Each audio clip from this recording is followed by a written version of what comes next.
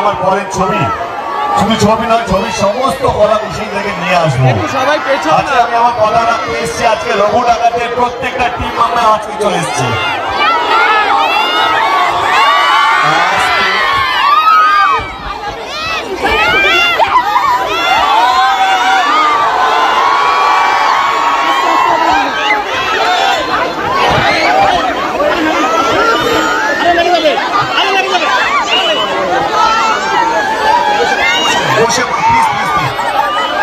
বলছে আপনার যদি এরকম করে দাঁড়াবে তাড়াতাড়ি চলে যেতে হবে। এটাই বললো যে কার সাথে এসছো? বাবা মা কই?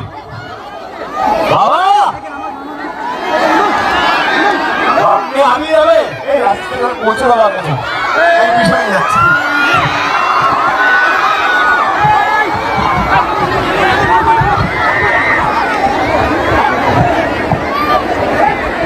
আস্তে আস্তে আস্তে গাইস গাইস আস্তে।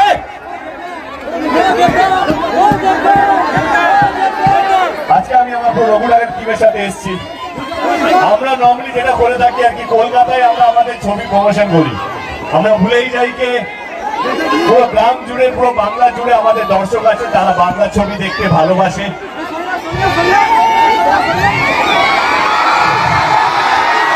যারা বাংলা ছবিকে আগলে রেখেছে, যারা আমাকে দেব বানিয়েছে, যারা যারা লড়াই করে বাংলার ছবির জন্য, যারা ঠাকুরের কাছে, ঈশ্বরের কাছে প্রার্থনা করে যাতে তাদের হিরো যেন, তাদের হিরো ছবি, সেই জন্যই আজকে বাগান থেকে শুরু হয়েছিল আমাদের যাত্রাটা। আজকে রঘু ডাকাতে আজকে আমরা সবাই মিলে এসেছি আপনাদের কাছে আমাদের গান লঞ্চ করতে। বাংলা ছবির ইতিহাসে এটা কোনোদিন হয়নি।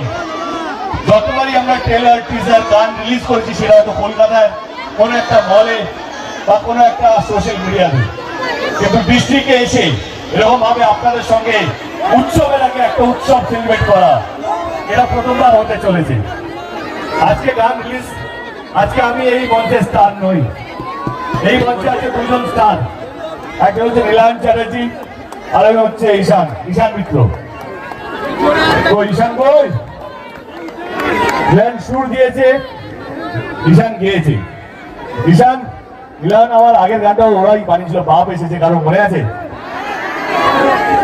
আজকে ওইটা গাইবি না, ওইটা গাইতে হবে না। ওকে ভাই, যার জন্য আজকে আমরা এখানে উপস্থিত, তাদেরকে প্রসেনকে থ্যাংক ইউ সো মাচ।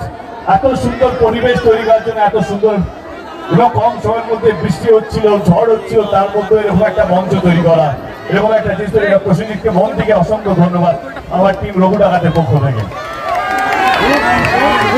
এবার আমি বলবো নীলাকে কিছু বলার জন্য, ঈশানকে কিছু